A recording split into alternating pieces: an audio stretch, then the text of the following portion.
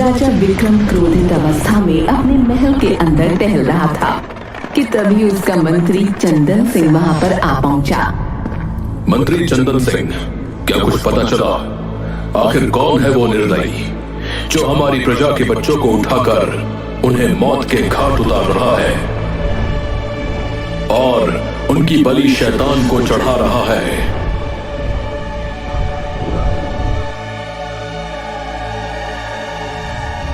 महाराज, हमें पता लग चुका है, लेकिन आप उसका नाम नहीं सुन पाएंगे। हमारी बात का सीधे सीधे जवाब दो मंत्री चंदन सिंह। वो चाहे कोई भी हो, हम उसे छोड़ेंगे नहीं। महाराज, वो आपके सगे भाई वीर सिंह हैं, जो जंगल में खंडहर के अंदर शैतान को खुश करने के लिए मासूम और निर्दोष इंसानों की बलि चढ़ा रहे हैं। मेरा भाई हो या पिता, न्याय सबके लिए बराबर है। जाओ, जाकर मेरे भाई को तुरंत बंदी बनाकर यहां पर लेकर आओ।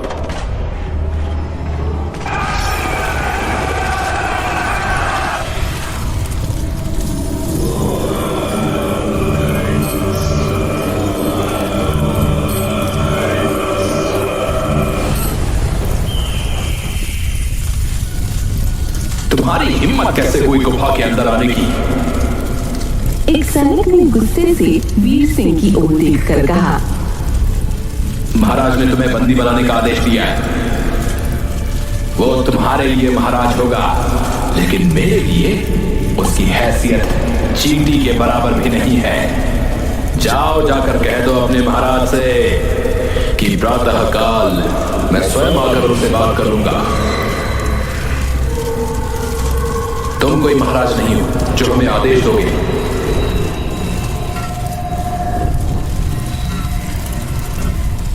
देखते क्या हो, बंदी बना लो इसे और घसीटते हुए राजमहल ले चलो। कुछ ही देर में बहुत सारे सैनिक वीर सिंह को घसीटते हुए राजमहल ले गए। राजा विक्रम गुस्से से वीर सिंह से बोला, तुम हमारे छोटे भाई के नाम पर कलंक हो। तुमने हमारे खानदान का नाम मिट्टी में मिला दिया। तुम एक मूर्ख राजा हो विक्रम सिंह। मैंने शैतान को प्रसन्न करने के लिए मासूम निर्दोषों की बलि यूं ही नहीं दे दी, बल्कि मुझे उस रहस्यमयी सोने के तालाब का पता जानना था जो कि मुझे मिल चुका है। संसार का कोई भी सोना किसी की जान से बढ़कर नहीं होता छोटे भाई। तुमने जो अपराध किया है, तुम्हें उसकी सजा मिलेगी। तुम्हें कल सरेआम प्रजा के सामने मौत के घाट उतार दिया जाएगा। इतना बोलकर राजा सैनिकों से बोला, इसे कारागार में बंद कर दो। सैनिकों ने घसीटते हुए वीर सिंह को कारागार में डाल दिया। अगले दिन जब सैनिक वीर सिंह को फांसी पर चढ़ाने के लिए कारागार में लेने पहुंचे तो वहां वीर सिंह नहीं था। एक सैनिक दौड़ते हुए विक्रम के पास जाकर बोला, महाराज, आपके छोटे भाई वीर सिंह कारागार में नहीं है।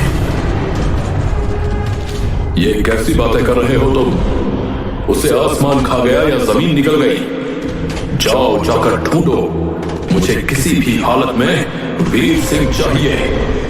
सैनिकों ने जंगल और राज्य का एक एक चप्पा छान मारा, मगर वीर सिंह का कहीं कुछ पता न चला।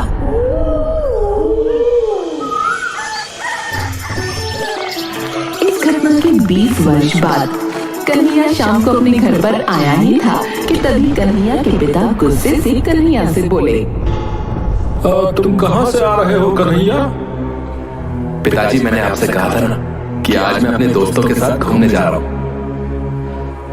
कन्हैया, इस तरह से तुम्हें मेरा और अपनी माँ का अपमान करने का कोई अधिकार नहीं है। आप कहना क्या चाहते हैं पिताजी? कल ही मैंने तुमसे कहा था कि मैंने तुम्हारा रिश्ता जो है गांव के मुखिया की बेटी के साथ कर दिया है, और आज मुखिया जी तुम्हें देखने के लिए आने वाले हैं, मगर तुम आज पूरे दिन गायब रहे।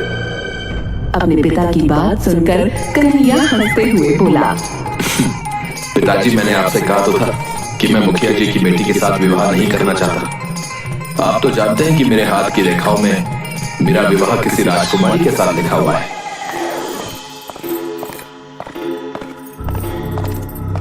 तभी कन्हैया की माँ क्रोधित होते हुए कन्हैया से बोली, बचपना छोड़ दो कन्हैया। तुम्हारे बचपन में एक साधु ने मुझे तुम्हारा हाथ देखकर यही कहा था और मैंने सबसे बड़ी भूल कर दी तुम्हें ये बात बताने की। अरे साधु तो भिक्षा लेने के लिए इस तरह की बातें बोल ही देते हैं। परंतु माँ, मैं गंभीर हूँ। आप माने न माने, मेरा विवाह तो इस राज्य की राजकुमारी कुसुम से ही होगा। सुना है राजा विक्रम सिंह की पुत्री राजकुमारी कुसुम बहुत सुंदर है।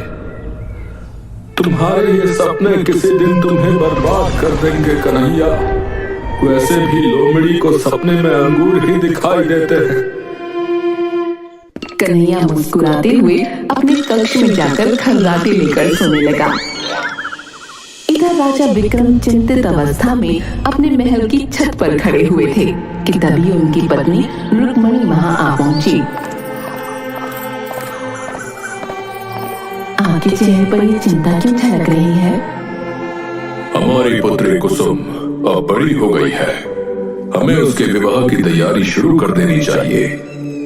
तभी वहाँ पर राजकुमारी कुसुम आ गई और अपने पिता से बोली, पिताजी, मैं विवाह किसी वीर पुरुष से ही करूंगी, इसलिए मैं चाहती हूँ कि आप मेरे विवाह का एक स्वयंवर रखें और स्वयंवर में सभी राजकुमारों को बुलाएं और उन्हें कोई कठिन कार्य सौंपें।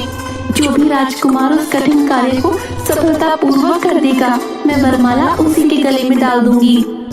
राजकुमारी कुसुम की बात सुनकर राजा विक्रम मुस्कुराते हुए बोला, तुमने तो वाकई मुझे बहुत ही अच्छा सुझाव दिया है राजकुमारी कुसुम। ठीक है, हम ऐसा ही करेंगे। अगले दिन राजा विक्रम ने अपनी पुत्री राजकुमारी कुसुम के स्वयंवर का ऐलान कर दिया। कन्हैया एक पेड़ के नीचे बैठा हुआ आराम कर रहा था कि तभी उसका दोस्त रतन वहां आ पहुंचा। अरे तुमने कोई खबर सुनी कन्हैया? महाराज विक्रम अपनी पुत्री का स्वयंवर रचा रहे। सुना है कि उन्होंने आस पड़ोस के सभी राजकुमारों को स्वयंवर के लिए आमंत्रित किया है। कन्हैया तुरंत उठकर बैठ गया।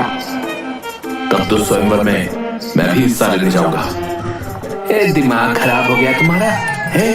वो स्वयंवर राजकुमारों के लिए है, राजकुमारों के लिए। और तुम कौन से राज्य के राजकुमार हो भाई? महल के सैनिक तुम्हें जो है घुसने भी देंगे। हाँ, महल में कैसे घुसना है ये मैं जानता हूँ और मैं अपने मन का राजकुमार हूँ। मैं तो वहां पर जरूर जाऊंगा। कुछ ही दिनों में वो समय आ गया। स्वयंवर में हिस्सा लेने के लिए 5 राजकुमार राजा विक्रम सिंह के महल में बैठे हुए थे। राजा विक्रम उन 5 राजकुमार की ओर देखकर बोले, तुम्हें सामने वो तलवार दिख रही है, वो तलवार मेरे पूर्वजों की है। कहते हैं कि मेरे पूर्वज बड़े ही शक्तिशाली थे। उस तलवार का भार इतना अधिक है कि आज तक उस तलवार को कोई भी नहीं उठा पाया। तुम में से कोई भी राजकुमार अगर उस तलवार को उठा लेगा तो मेरी पुत्री राजकुमारी कुसुम उसी के गले में वरमाला डाल देगी। राजा विक्रम की बात सुनकर एक राजकुमार हंसता हुआ बोला, ये क्या महाराज, मुझे तो लगा था कि आप हम राजकुमारों को कोई ऐसा अद्भुत कार्य देंगे जो रहस्यों से भरा होगा, मगर आपने तो बच्चों का कार्य सौंप दिया। इस तलवार को तो मैं ही उठा लूंगा।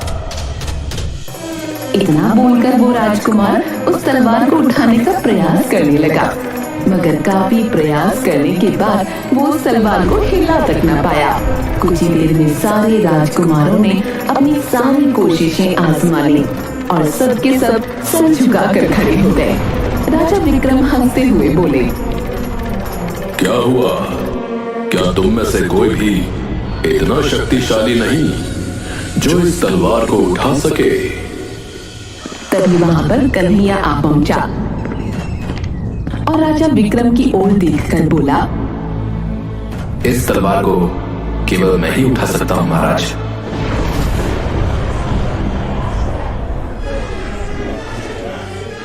तुम्हें यहाँ पर अंदर किसने आने दिया?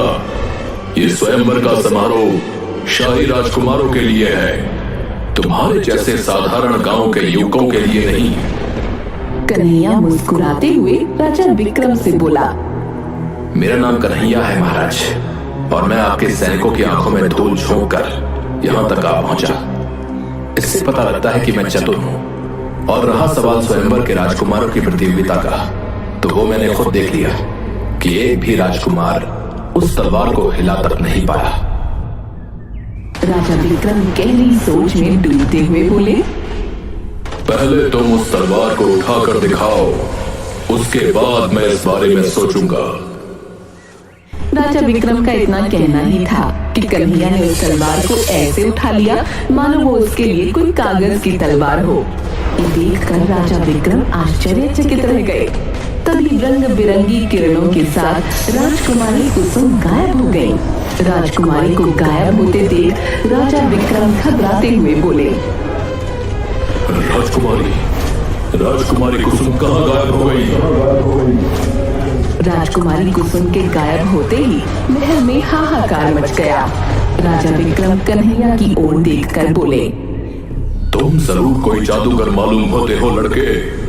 राजमहल के सैनिकों की आंखों में धूल झोंकना इतना आसान काम नहीं है, और इस तलवार को उठाना असंभव है। तुम अपने जादू की शक्ति से राजकुमारी कुसुम का अपहरण करने के इरादे से यहाँ आए थे।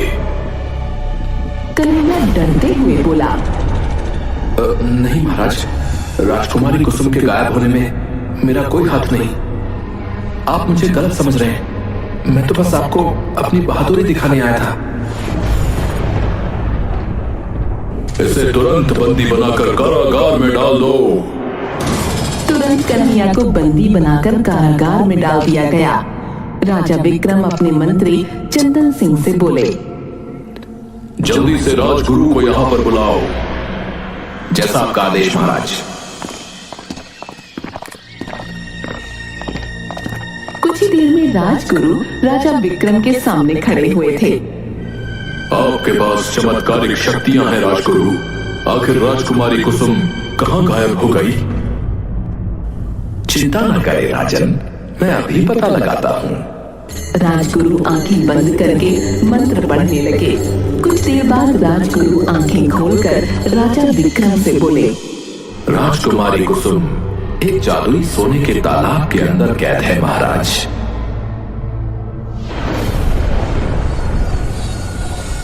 जादुई सोने का तालाब? इस तालाब के बारे में वर्षों पहले मैंने अपने भाई के मुंह से सुना था, जो उसी रात कारागार से लापता हो गया था। वो मुझे नहीं पता महाराज। मैं अपनी दिव्य दृष्टि से सिर्फ राजकुमारी कुसुम को जादुई तालाब के अंदर बंदी बना हुआ देख रहा हूं। राजगुरु, तो फिर राजकुमारी कुसुम को वहां से आजाद कैसे कराया जाए? इतना आसान नहीं है महाराज।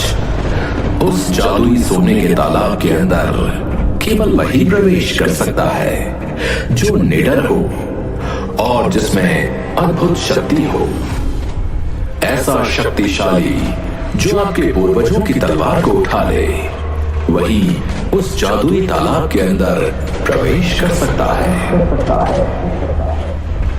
राजगुरु की बात सुनकर राजा विक्रम राजगुरु को स्वयंवर की सारी घटना बताते हुए बोले, मुझे लगा था कि उस व्यक्ति ने अपने जादू की शक्ति से मेरी बेटी का अपहरण किया है। नहीं राजन, उसमें उस बेचारे का कोई दोष नहीं, बल्कि अगर तुम्हारी पुत्री को कोई बचा सकता है तो केवल वही व्यक्ति बचा सकता है। उसे तुरंत कारागार से बाहर करो। कन्हैया को उसी समय सैनिक कारागार से बाहर निकाल लाए। राजा विक्रम कन्हैया की ओर देखकर बोले, मुझे क्षमा कर दो कन्हैया, मैंने तुम्हें गलत समझा। कन्हैया, केवल तुम ही हो जो राजकुमारी कुसुम को सोने के जादुई तालाब के अंदर से छुड़ा कर ला सकते हो। मैं तुम्हें उस जादुई सोने के तालाब के कुछ दूर तक ही पहुंचा सकता हूं, क्योंकि किसी ने उस जादुई सोने के तालाब के इर्द गिर्द काले मंत्रों का सुरक्षा घेरा लगा रखा है। कन्हैया मुस्कुराते हुए राजा विक्रम की ओर देखकर बोला, मैं तैयार हूं महाराज, परंतु अब मेरी एक शर्त है। कैसी शर्त?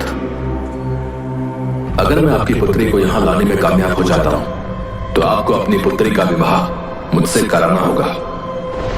कन्हैया की बात सुनकर राजा विक्रम गहरी सोच में डूबते हुए बोले, ठीक है, मैं तैयार हूं। राजा विक्रम की उस तलवार को उठा लो कन्हैया। वो तलवार कोई साधारण तलवार नहीं, बल्कि अद्भुत शक्तियों की तलवार है। उस तलवार से तुम उस व्यक्ति का बहुत आसानी से वध कर सकते हो जिसने राजकुमारी कुसुम का अपहरण करने की हिम्मत की है। मैं तुम्हें उस जंगल तक पहुंचा देता हूं जहां पर वो जादुई तालाब स्थित है। इतना बोलकर राजगुरु मंत्र पढ़ने लगे। तभी एक बड़ा सा गोल आकार का रंग बिरंगा द्वार वहां पर प्रकट हो गया। राजगुरु कन्हैया से बोले, इस जादुई द्वार के अंदर चले जाओ, तुम अपने आप को उसी जंगल में पाओगे। कन्हैया राजगुरु का आदेश पाकर तुरंत उस द्वार के अंदर प्रवेश कर गया। प्रवेश करते ही अगले ही पल उसने अपने आप को एक जंगल में पाया। ये तो बहुत ही घना जंगल मालूम होता है। आखिर मैं सोने के जादुई तालाब को कहां तलाश करूं? तभी कन्हैया को दूर सुनहरे रंग की किरणें पत्तों पर पड़ती दिखाई दी। लगता है वहीं पर सोने का जादुई तालाब है। कन्हैया दौड़ते हुए वहां पहुंचा। कन्हैया के सामने एक सुंदर तालाब मौजूद था जहां पर सोने का पानी बह रहा था और वहां पर एक से एक मूल्यवान सोने की वस्तुएं तैर रही थीं। इतना ढेर सारा सोना, अगर मैं ये यहाँ से ले जाऊं तो मैं राजा विक्रम से भी बड़ा राजा बन सकता हूँ। परंतु मुझे सोना नहीं, राजकुमारी कुसुम चाहिए। इतना बोलकर कन्हैया उस जादुई सोने के तालाब के अंदर कूद गया। अगले ही पल कन्हैया ने स्वयं को तालाब के अंदर बने हुए एक सोने के खंडहर में मौजूद पाया, जहां राजकुमारी कुसुम डरी हुई खड़ी थी और सामने एक व्यक्ति काले वस्त्र पहने हुए खड़ा हुआ था जो मंत्र पढ़ रहा था। वो व्यक्ति कन्हैया को देखकर गुस्से से बोला, कौन हो तुम? ये तो मैं तुमसे पूछना चाहता हूँ कि कौन हो तुम और तुमने राजकुमारी कुसुम का अपहरण क्यों किया?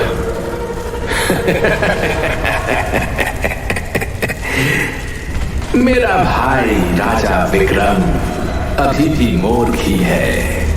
उसने मुझसे मुकाबला करने के लिए एक साधारण युवक को भेज दिया।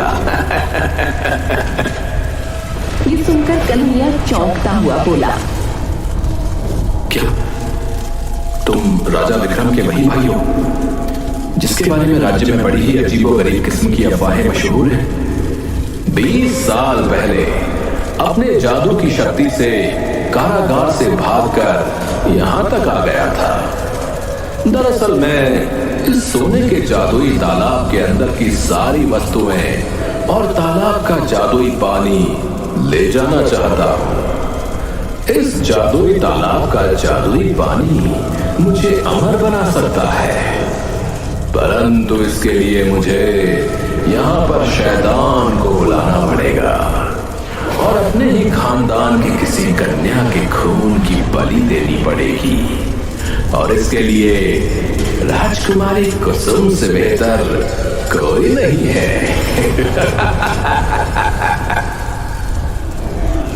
तभी कन्हैया ने अपनी तलवार निकाली। तलवार देखकर वीर सिंह चौंकते हुए बोला, ये तो मेरे पूर्वजों की तलवार है, इसे तो कोई नहीं उठा सकता। जानता हूं, पर पता नहीं कैसे मैंने इसे उठा लिया। शायद तुम्हारी मौत मेरे ही हाथों लिखी थी। मैं जानता हूं कि तुम राजकुमारी कुसुम को इतनी आसानी से मेरे हवाले नहीं करोगे। उसके लिए मुझे तुम्हें मारना पड़ेगा। इसके बाद कन्हैया और वीर सिंह के बीच भयंकर युद्ध हुआ और अंत में कन्हैया ने अपने इष्ट को याद करते हुए कहा, मरने के लिए तैयार हो जाओ। इतना बोलकर कन्हैया ने तलवार से सीधे वीर सिंह पर वार कर दिया। वीर सिंह चीखता हुआ वहीं पर ढेर होकर गिर गया। आपके शौर्य और बहादुरी की मैं कायल हो चुकी हूँ। राजकुमारी, मैं तो बरसों से आपको अपना बना चुका हूँ।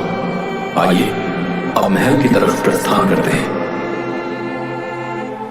अगले पल रंग बिरंगी किरणों के साथ राजकुमारी कुसुम और कन्हैया ने स्वयं को राजमहल में पाया। राजा विक्रम सिंह खुशी से चीखते हुए बोला, तुमने तो कमाल कर दिया कन्हैया, तुम ही मेरी पुत्री के पति बनने के लायक हो। मैं अपनी पुत्री कुसुम का विवाह अभी और इसी समय तुमसे करूंगा। अब मुझे विस्तार पूर्वक बताओ कि आखिर मेरी पुत्री का अपहरण किसने किया था। कन्हैया राजा विक्रम को सारी घटना बताते हुए बोला,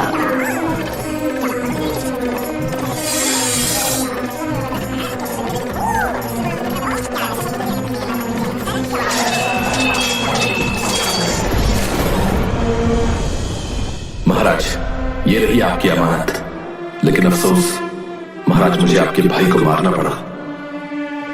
तुमने अच्छा किया, उसे तो मैं 20 वर्ष पहले ही मार देता। जो काम मैं नहीं कर सका वो तुमने कर दिया।